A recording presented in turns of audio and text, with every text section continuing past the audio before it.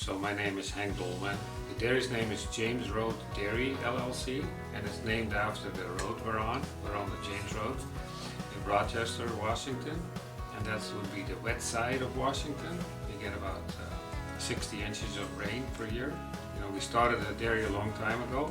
As it evolved, we ended up with 24 Lely robots and milking about 1,450 cows. Yeah, you know, with robots, you get a lot of information. You know, you realize too that maybe I needed to do something about some of the issues that I was seeing. Didn't want to have a big sick pen. I wanted to kind of keep the cows in the pen. The system was keeping an eye on the cows.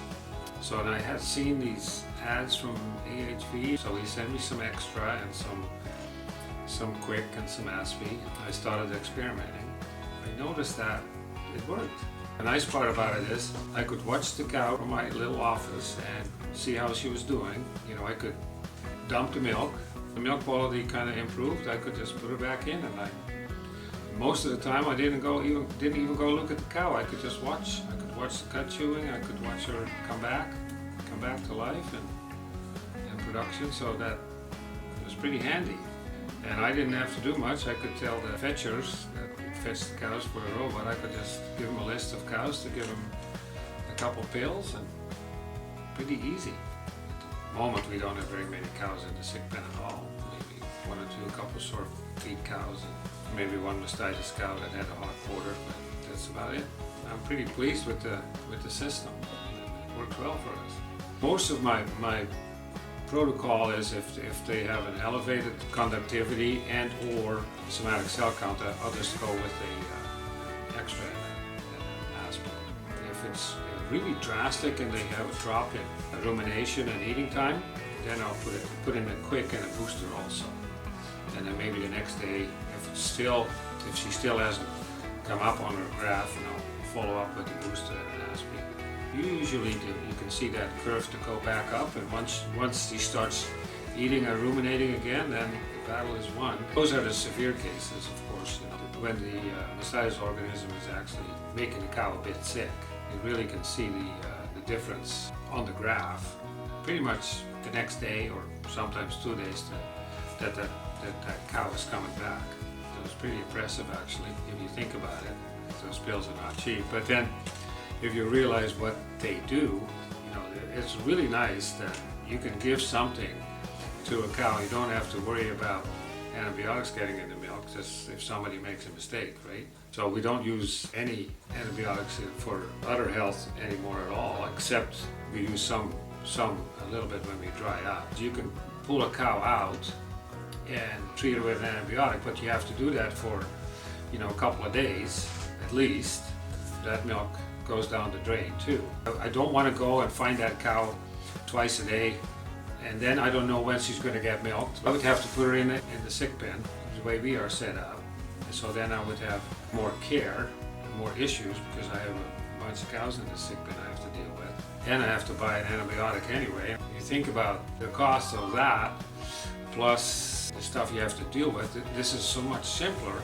So less labor. The cost of the pills is offset by the cost of the antibiotic. You need less facilities also. And it's assuring that you don't have a goof up that you get antibiotics in your milk, right? Even if somebody messes up and that milk goes in the tank, well, sorry about that, but we're not going to get a penalty. It's a pretty easy protocol to use. You know, you hear a lot about, you know, antimicrobial resistance. Not a point here. Not at all, because we work at it in a totally different way. These mastitis organisms are a lot more resistant against an antibiotic than they ever used to be. In this sense, we're not creating any resistance at all, because it's a totally different mode of action. So that's also, I think, a pretty big benefit, and maybe we don't always think about that. This is totally more sustainable. Yeah. You can see that it is effective, so that's why a lot of times we follow up. The cow that's not responding with another Aspi is an anti-inflammatory. If you have a cow with a mastitis infection, that udder is inflamed. For everything to work well, you need to kind of deal with the inflammation. So that's why we give her an Aspi. So Blake picks up records, and then they check They check protocols, see if it makes a difference, and see how we're doing. It's pretty cool actually, and that's an added value, if you will, from the company. Especially Blake has been really good at making sure that we don't run out of product, because he's a little bit ahead of the curve, and he checks our inventory and makes sure that we don't run out. He checks with my guys also, and every once in a while he makes donuts. So, which the guys really like. Not sure who's paying for that. If AHV is paying for that, or Blake's paying that out of his own money. I don't know. The fresh cow protocol, so we're giving a Metri and a milk start, they pose. Really, we have no problem with fresh cows. Metri is a big help. It makes a big difference in our reproduction. Vet commented here already a couple of times, he really doesn't see any cows with metritis or bad uterus or discharge. Very, very few. Very few. I can totally recommend that, Metri and fresh meat. If you would ask me what are the best products, I would say an Extra and a Metri. As far as I'm concerned, those are the top two.